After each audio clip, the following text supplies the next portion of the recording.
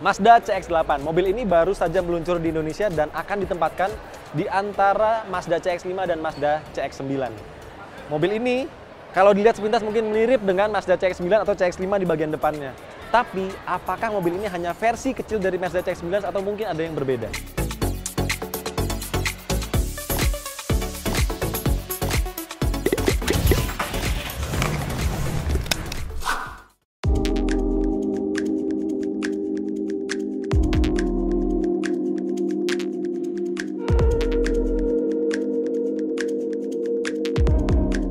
Mazda CX-8 dibuat menggunakan sasis yang sama dengan CX-9. Ukuran wheelbase-nya sama, 2930 mm. Dan hal ini yang menjadi alasan mengapa saya menyebut CX-8 menjadi versi kecil dari CX-9. Di Jepang, Mazda CX-8 dijual sebagai SUV flagship, sedangkan CX-9 justru tidak dijual di pasar domestik Jepang karena terbentur regulasi jalan raya Jepang akibat ukurannya yang terlalu besar. Dimensi CX-8 lebih pendek 17 cm dan lebih ramping 13 cm. Kabar baiknya lagi, beberapa minggu setelah peluncurannya di Jepang tahun 2017, Mazda CX-8 mendapat sambutan baik dan langsung mendapat 12.000 pesanan dari konsumen Jepang. Mobil ini dijual dengan dua pilihan varian. Yang pertama adalah varian Touring, varian termurah dijual dengan harga 664,8 juta rupiah. Dan varian tertinggi adalah varian Elite ini, yaitu 746,8 juta rupiah dan hanya berselisih 100 juta rupiah dari Mazda CX-9. Dan di sini semuanya Anda mendapatkan berbagai hal yang membuat tampilan mobil ini mewah. Mulai dari LED DRL, LED projector, ada juga grill Mazda chrome ini terlihat keren sekali, mirip dengan CX-9. Memang ada fog lamp di bagian bawah yang bagiannya kecil sekali ukurannya. Ada velg berukuran 19 inci dengan finishing polish. Kemudian ada juga chrome yang menghiasi seluruh bagian samping dari mobil ini, dan di sini terlihat cukup mewah, tidak terkesan murahan. Bahkan hingga ke bagian belakang, lampunya ini bahkan memang menggunakan unit lampu yang sama dengan Mazda CX-9, sehingga kalau dari bagian belakang mobil ini benar-benar mirip dengan Mazda CX-9.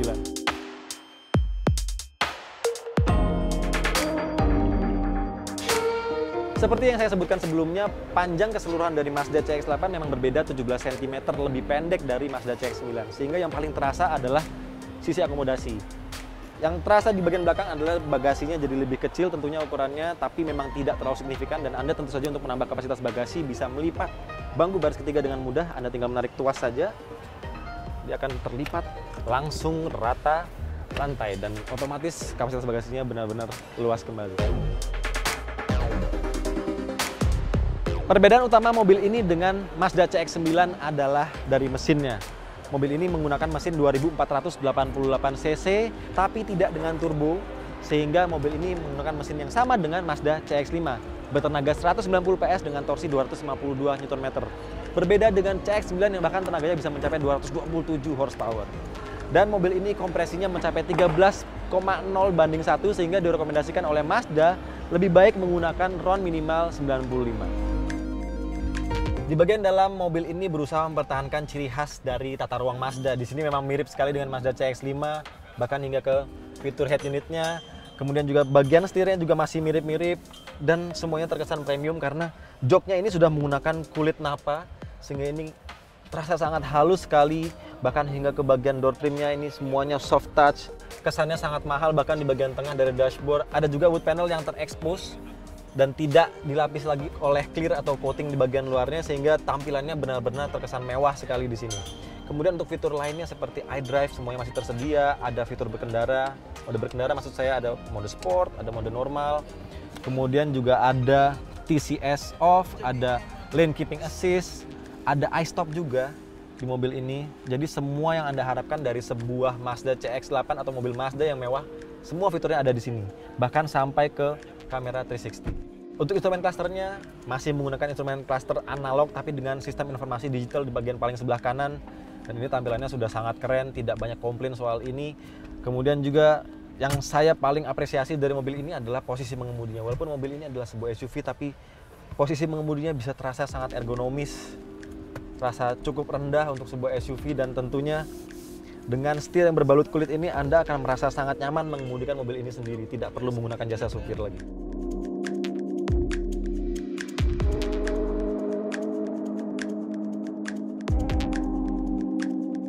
Perbedaan paling signifikan berikutnya ternyata ada di bangku baris keduanya. Ternyata Mazda CX-8 ini justru terasa lebih premium, terasa lebih nyaman dari Mazda CX-9 untuk bangku baris keduanya. Terlebih lagi di varian Elite.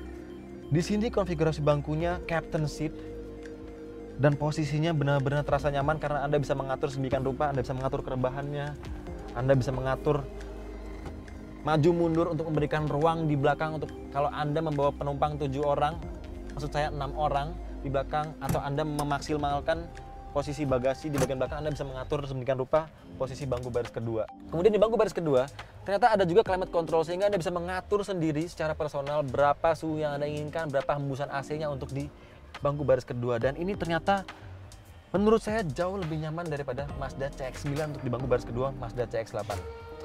Hati-hati CX-9. Apalagi kalau saja misalnya CX-8 ini di bagian atap sudah dibekali dengan panoramic roof. Tapi sayangnya untuk yang masuk ke Indonesia di sini belum ada panoramic roof. Untuk yang lainnya fasilitas seperti ada tirai yang Anda operasikan secara manual di sini. Kemudian di bagian belakang di sini Anda juga ditunjang lagi dengan adanya 10 buah speaker Bose surround sound system yang akan menunjang semua kebutuhan Anda ketika Anda perjalanan jauh dan Anda membutuhkan hiburan. Menariknya lagi karena mobil ini dibuat di Jepang, CBU dari Jepang, diimpor dalam bentuk dari Jepang ke Indonesia, sehingga ada fitur penghangat pada kursi yang sebenarnya Anda akan jarang sekali gunakan di Indonesia. Kemudian ada 2 buah cup holder di bagian tengah, cup holder tentu saja ada juga di bagian door trim, dan di bagian tengah konsol tertutup ini yang bisa Anda buka, ini ada 2 buah slot USB untuk men-charge gadget Anda. Dan mungkin tempat yang cukup dalam untuk menyimpan barang-barang bawaan Anda lainnya. Mazda CX-8 dibekali juga dengan bangku baris ketiga seperti CX-9, dan karena ini captain seat, bukaannya Anda tinggal menarik tuas dan Anda tinggal menggeser saja, Anda mendapat ruang yang sudah cukup baik untuk masuk ke bangku baris ketiga. Di bangku baris ketiga, karena mobil ini punya dimensi yang secara keseluruhan lebih pendek dari Mazda CX-9 tapi wheelbase-nya tetap sama, sehingga ruang yang Anda dapatkan di bangku baris ketiga ini masih sama baiknya dengan Mazda CX-9. Ruang kaki yang saya dapatkan sudah cukup baik, padahal bangku baris kedua ini sudah posisi paling mundur dan postur tubuh saya adalah 167 cm. Ruang kaki yang saya dapatkan sekitar 4 jari, dan saya mendapat ruang untuk memasukkan kaki saya sehingga saya punya posisi yang sudah cukup nyaman.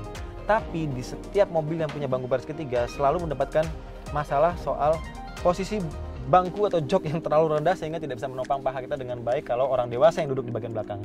Tapi kalau anak kecil mungkin ini akan sangat suportif. Dan kalau Anda mungkin ingin punya ruang kaki yang lebih banyak lagi, Anda bisa memajukan lagi posisi bangku baris kedua dan Anda bisa duduk lebih nyaman. Sayangnya sandarannya ini belum bisa diatur untuk lebih rebah lagi, tapi ini posisinya sudah tidak terlalu tegak dan cukup nyaman untuk Anda gunakan perjalanan jauh. Jika sebelumnya adalah detail varian tertinggi, sekarang adalah varian termurahnya, ini adalah varian Touring. Yang pertama berbeda adalah dari bagian lampunya. Memang masih menggunakan LED proyektor yang sama, tapi untuk di RL-nya mobil ini masih menggunakan halogen yang akan nyala di bagian tengahnya seperti Mazda CX-5 yang lama sebelum versi terbaru. Kemudian dari bagian kosmetik, velgnya masih menggunakan sama-sama 19 inci, hanya saja di sini berwarna silver biasa, sedangkan di varian termahal menggunakan polish. Dan di bagian belakang ada lampu yang berbeda menyalanya karena di sini yang menyala hanyalah bagian bulatannya saja, tidak sampai ke bagian tengah yang menyala. Dan tentunya di bagian bawah emblem CX-8 tidak ada logo Elite. Ini adalah varian Touring. Di bagian dalamnya yang berbeda adalah pada bahan jok yang digunakan. Di sini joknya menggunakan bahan fabric.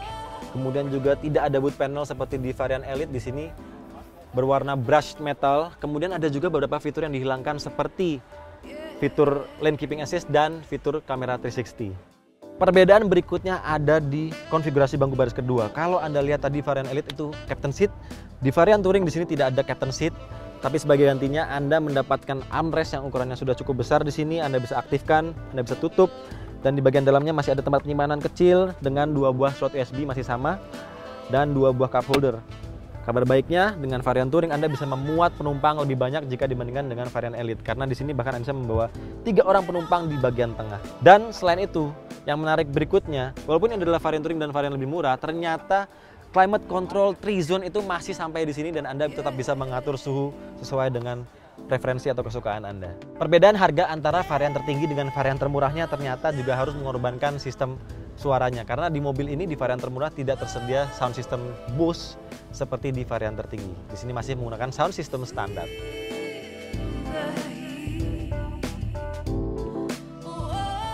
Sekian impresi awal kami mengenai Mazda CX-8 terbaru di Indonesia. Silahkan sampaikan pendapat Anda di kolom komentar dan jangan lupa klik like video ini jika Anda suka.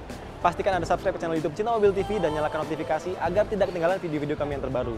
Jangan lupa kunjungi juga website kami di www.cintamobil.com. Di sana Anda bisa menemukan berbagai pilihan mobil baru maupun bekas, membaca review mobil terbaru, berita hingga tips dan trik seputar mobil. Terima kasih sudah menyaksikan, sampai jumpa di video berikutnya.